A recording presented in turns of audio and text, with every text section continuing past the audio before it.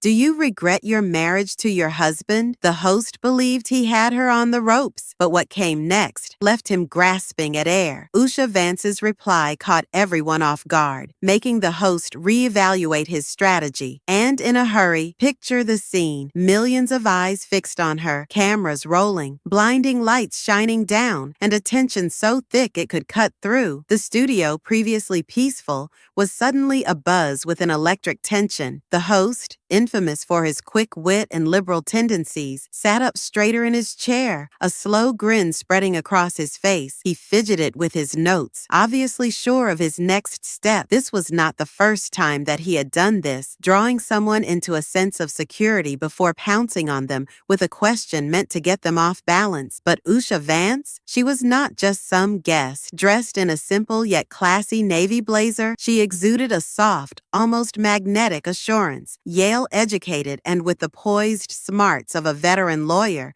she'd handled much more difficult situations than a live TV debate. But tonight was different. This wasn't an ordinary discussion of politics or her law practice. No, this was personal. This was her marriage to Senator J.D. Vance.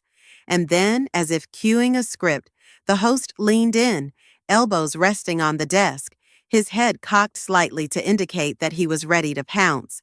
His tone was relaxed, almost as if he were proffering an amiable discussion. But there was a cutting edge beneath. Do you ever regret marrying J.D. Vance? The question was a bombshell. The whole room stood still for a second. You could sense the change in the air. It was no longer an informal interview. It was a trap. A well-planned one aimed at luring her into making some sort of provocative statement or forcing her to defend her own marriage on national television. Some audience members gasped. Others leaned forward, sensing that something dramatic was about to happen. The studio crew felt it too. Even the camera operators automatically readjusted their focus, ready for the unexpected. The host believed he had it all planned out. But Usha Vance was not the kind of person to be caught off guard. Would she crack? Or would she turn the tables in a manner no one could anticipate?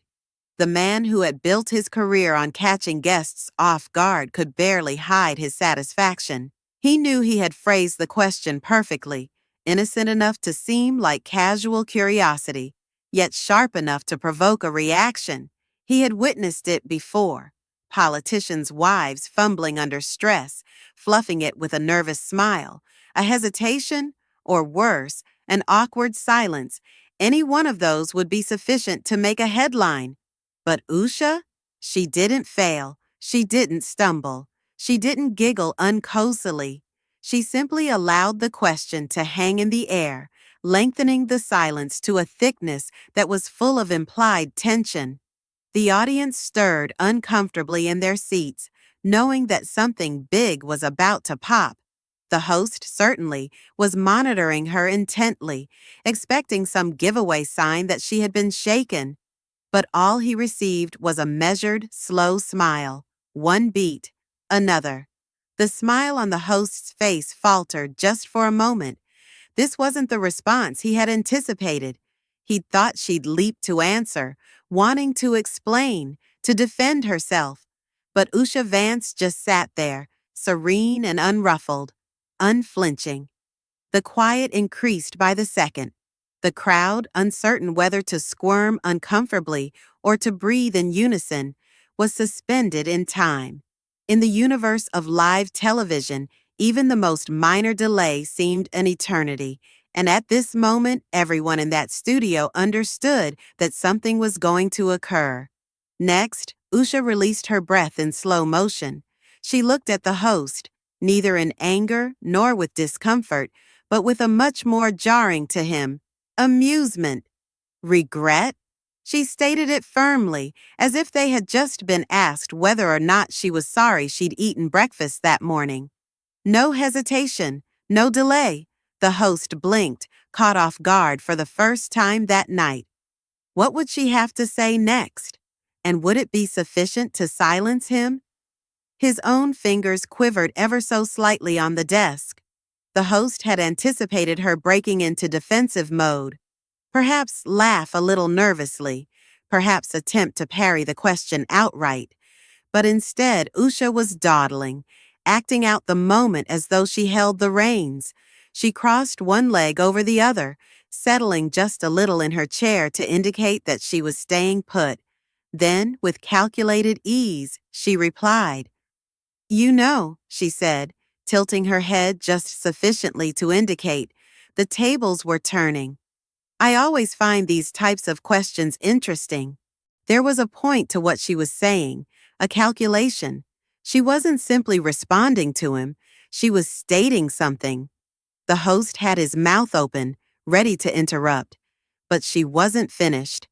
I could sit here, she went on, her voice unshaken, and enumerate the ways that I love and admire my husband, the values we hold in common, the manner in which he stood by me, and the life we have built together. She hesitated. A smile spread across her face once more. But, she continued, her voice firm, I don't think that's the response you want, is it? The host's face flickered, just for a moment, but that moment, that instant, was picked up by the cameras. He had come into this interview thinking he could direct it, shape it, but now, in an instant, he found himself not leading, but trailing. The audience could sense it, the faint change in the atmosphere. The host shifted uncomfortably in his seat, attempting to regain control. Well, I was just wondering. Before he could get the words out, Usha interrupted smoothly, still maintaining that same calm, unruffled look. Because, forgive me if I'm mistaken, but I don't think I've ever heard a male politician's wife be asked that question on live television. A wave of whispers swept through the crowd. Heads swiveled and eyebrows flew up. The host blinked, surprised for the second time that evening. Usha cut him off. It's fascinating, don't you think? She went on, her voice light, almost chatty. Women in politics, whether we serve ourselves or are married to the men who do, are so frequently asked whether we regret the decisions we've made. She let the pause tell. But I don't remember ever seeing a male guest sit here and be asked whether he regrets staying with his wife. Now the audience was completely enthralled, hanging on every word. The host attempted a tight, forced smile, attempting to recover his footing. Well, I just thought. With some of his stances, the host's motives became apparent, and Usha, with a subtle head tilt, struck him with a soft epiphany. Ah, so that's what this is about. In an instant, the tables were turned. The host, too late, realized he had lost the moment, and Usha, she was just beginning. The host struggled to recover, clearing his throat as he nervously shuffled the papers in front of him. He wasn't accustomed to being on the defensive, not like this. Usha, however, seemed altogether at ease. No notes, no teleprompter spewing lines into her ear, just her own subdued confidence and a razor-sharp understanding of the situation. She leaned forward, engaging eyes with him, her tone peaceful but piercing. Let me ask you something, she started. Would you ever ask Michelle Obama whether she regrets having married Barack? A moment of silence ensued. The host's mouth dropped open, but no sound emerged. The audience, they knew what was going on. Titters of quiet laughter spread throughout the crowd. They sensed the pivot. Usha wasn't merely responding to a question. She was revealing the very bias embedded in it. The host finally regained his voice, but it was not the same authority he had begun with. Well, that's not really the same, is it? Usha, even and unflappable, lifted an eyebrow. Isn't it? She broke in. Because if a woman is standing with a man whose positions don't mesh exactly with the agenda of the mainstream media, suddenly it's an questionable move. But if it's vice versa, then it's a love story? Interesting. The crowd was hooked now, completely plugged in, and observing the host try to regain control of the situation. He attempted to laugh it off, trying to ward off the flames she just breathed at him. "I was simply giving you a chance to answer for yourself, that's all." Usha didn't blink. "And I appreciate that," she said, her voice carrying no sarcasm, only an unsettling kind of directness. "But I also recognize when I'm being handed a loaded question." More murmurs spread through the studio. The host's smirk was now a distant memory, replaced by a slight change in his stance. But Usha wasn't done. She leaned back, fidgeting in her seat. Her body language shouted comfort, while his, in direct contrast, betrayed his increasing discomfort. "I don't regret marrying my husband," she said, her voice unshakable and even. "I'm proud of the life we've created. I'm proud of his work, just like he's proud of mine." And then, with flawless equanimity, she went on. "And if the question is, do I stand by him in spite of political differences? Then let me turn that around to you." She let the pause hang, letting the moment remain heavy in the air. "Do you support every political position your spouse has ever held?" The host gasped. The change in his body language, slight but unmistakable, didn't go unnoticed by Usha. "That's different," he stuttered hastily, clearly trying to regain the upper hand. Usha cocked her head to one side. "How?" No response. The audience was fully enthralled now. They waited. Usha's smile was measured, her voice steady. "Because if we're holding weddings to that benchmark," she went on, "we'd have to question a lot of individuals. But we don't. We only do so when it serves a particular agenda." The host looked over his shoulder at his producers, visibly looking for an escape route for the conversation. But it was too late. The moment was hers, and the audience recognized it. But things that followed were even worse for the host. The host took a quick breath, attempting to make a laugh. "Well, I wasn't trying to imply." Usha didn't give him an opportunity to finish. "Oh, I see what you were attempting to do," she told him, still calm, but biting just hard enough to have him squirm in his seat. "It just didn't work." The audience burst out laughing, some of them even applauding and whistling. The host, who had begun this interview completely in command, was now fighting to get back on track. He checked his notes, riffling through them as though looking for a different approach. But it was irrelevant now. The moment was already lost from his grasp. Usha relaxed back, her poise unruffled. She was not going to let this be easy for him. At last, he raised his face, attempting another strained smile. "I just feel that when somebody's spouse has strong political opinions, people are automatically interested in how that influences the marriage." Usha nodded thoughtfully, as if considering her words carefully. "Oh, certainly," she said, her voice steady, but with a sharp edge.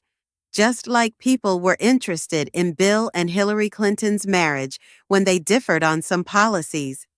When John Kerry's wife criticized his campaign stances, oh, wait," Usha trailed off, feigning thought.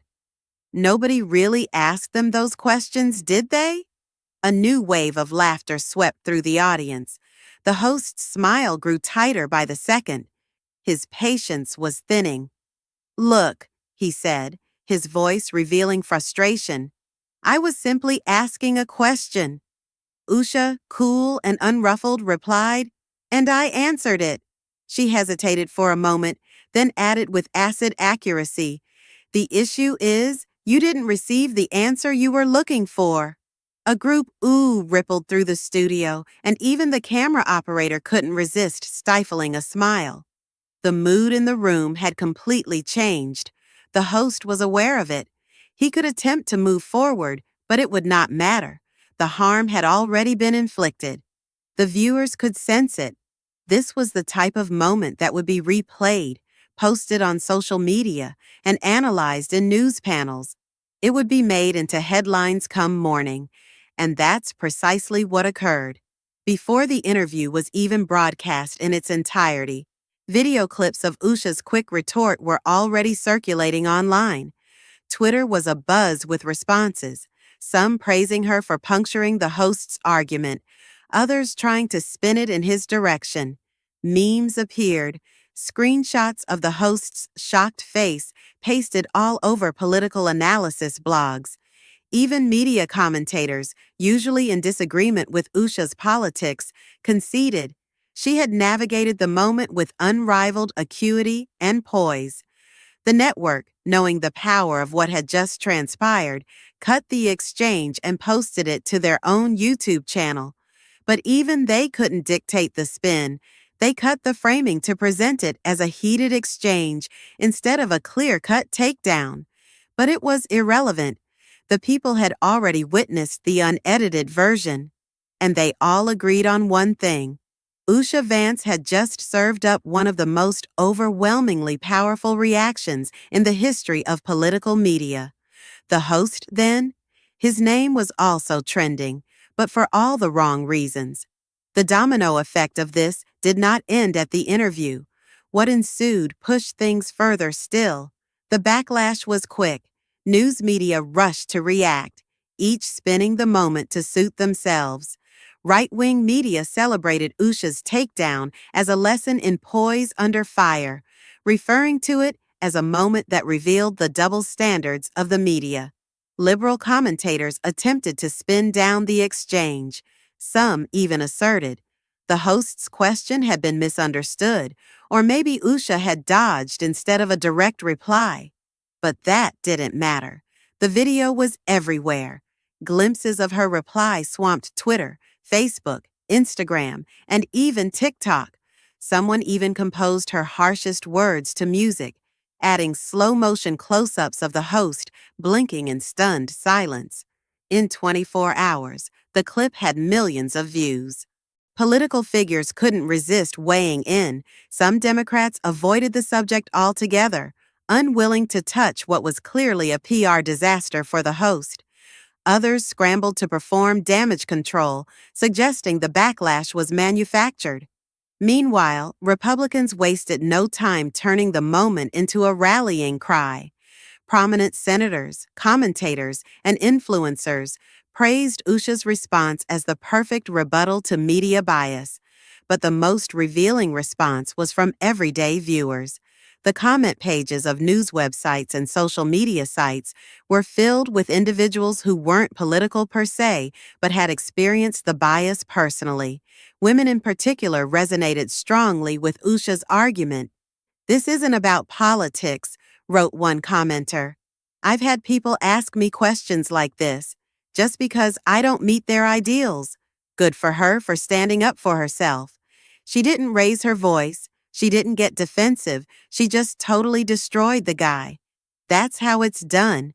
I don't care what side you're on. If you're asking a woman if she regrets her marriage because her husband has his own views, that's just condescending. And then there were the think pieces. Reporters and columnists scrambled to explain why the clip had cut so deeply. Some said it was about wives' loyalty during a time of political polarization. Others claimed it was a bigger commentary on the way women are treated in the media. Some attempted to posit that Usha had employed her law training to manipulate the dialogue, but that line of thinking didn't pick up much speed. The reality was straightforward. She had been given a loaded question, and she had executed it perfectly.